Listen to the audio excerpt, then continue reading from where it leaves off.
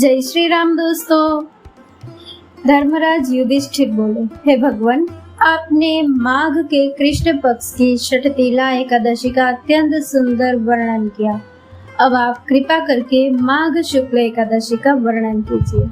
इसका क्या नाम है, इसके व्रत की क्या विधि है और इसमें कौन से देवता का पूजन किया जाता है। श्री कृष्ण कहने लगे कि हे राजन, इस एकादशी का नाम जया एकादशी है।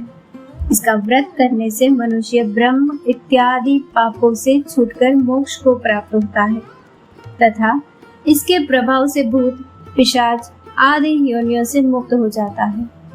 इस व्रत को विधि पूर्वक करना चाहिए। अब मैं तुमसे पद्म पुराण में वर्णित इसकी महिमा की एक कथा सुनाता हूँ। देवराज इंद्र स्वर्ग में राज करते थे और अन्य सब देवगण सुख पूर्वक स्वर्ग में रहते थे। एक समय इंद्र अपनी इच्छा अनुसार नंदन वन में अप्सराओं के साथ विहार कर रहे थे और गंधर्व गान कर रहे थे। उन गंधर्वों में प्रसिद्ध पुष्पदंत तथा उसकी कन्या पुष्पवती और चित्रसेन तथा उसकी स्त्री मालिनी भी उपस्थित थे। साथ ही मालिनी का पुत्र पुष्पवान और उसका पुत्र माल्यवान भी उपस्थित थे। पुष्पवती गंधर्व कन्या माल्यवान को देखकर उस पर मोहित हो गई और माल्यवान पर काम बाण चलाने लगी। उसने अपने रूप लावण्य और भाव भाव से माल्यवान को वश में कर लिया। हे राजन, वह पुष्पवती अत्यंत सुंदर थी। अब वे इंद्र को प्रसन्न करने के लिए गान करने लगे, परंतु परस्पर मोहित हो जाने के कारण उनका चित्त भ्रमित हो गया था। इनके ठीक प्रकार न गाने तथा स्वर ताल ठीक नहीं होने से इंद्र इनके प्रेम को समझ गया और उन्होंने इसमें अपना अपमान समझकर उनको श्राप दे दिया।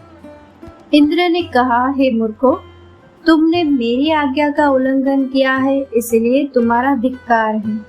अब तुम दोनों स्त्री पुरुष के रूप में मृत्यु लोक में जाकर पिशाच रूप धारण करो और अपने कर्म का फल भोगो।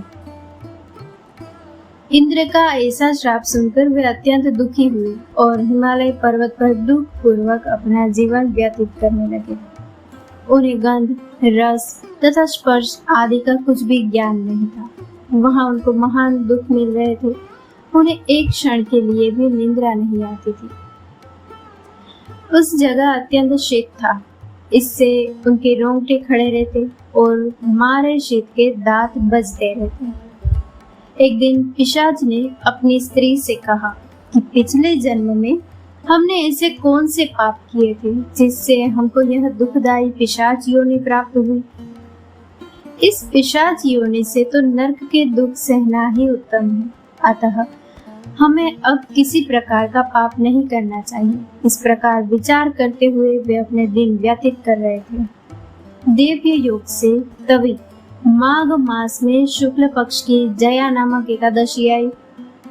उस दिन उन्होंने कुछ भी भोजन नहीं किया और न कोई पाप कर्म ही किया, केवल फल फूल खाकर ही दिन व्यतीत किया और सायंकाल के समय महान दुख से पीपल के वृक्ष के नीचे बैठ गए।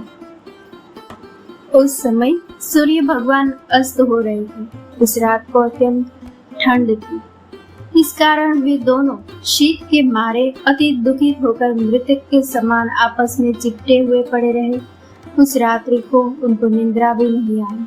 हे राजन, जया एकादशी के उपवास और रात्रि के जागरण से दूसरे दिन प्रभात होते ही उनकी पिशाच योनि छूट गई। अत्यंत सुंदर गंधर्व और अप्सरा की देह धारण कर सुंदर वस्त्राभूषणों से अलंकृत होकर उन्होंने स्वर्ग लोक को प्रस्थान किया। उस समय आकाश में देवता उनकी स्तुति करते हुए पुष्प वर्षा करने लगे। स्वर्ग लोक में जाकर इन दोनों ने देवराज इंद्र को प्रणाम किया। इंद्र इनको पहले रूप में देखकर अत्यंत आश्चर्यचकित हुआ और पूछने लगा कि तुमने अपने पिशाच योनि से किस तरह छुटकारा पाया, सो सब बतलाओ। माल्यवान बोली कि हे देवेंद्र, भगवान विष्णु की कृपा और जया एकादशी के व्रत के प्रभाव से ही हमारी पिशाच देह छुटी है। तब इंद्र बोले कि हे माल्यवान, भगवान की कृपा और एकादशी का व्रत करने से न केवल तुम्हारी पिशाची होनी छूट गई, वरन हम लोगों के भी वंदनीय हो गए, क्योंकि विष्णु और शिव के भक्त हम लोगों के वंदनीय हैं। अतः आप धन्य हैं। अब आप पुष्पवती के साथ जाकर विहार करो। श्री कृष्ण कहने लगे कि हे राजा युधिष्ठिर, इस जया एकादशी के व्रत से बुरी योनि छूट जाती है। जिस मनुष्य ने इस एकादशी का व्रत किया है, उसने मानो सब यज्ञ, जप, दान आदि कर लिया। जो मनुष्य जया एकादशी का व्रत करते हैं, वे अवश्य ही 1000 वर्ष तक स्वर्ग में वास करते हैं। दोस्तों, इस कथा को लाइक, शेयर और हमारे चैनल को सब्सक्राइब करना ना भूले। जय श्री राम।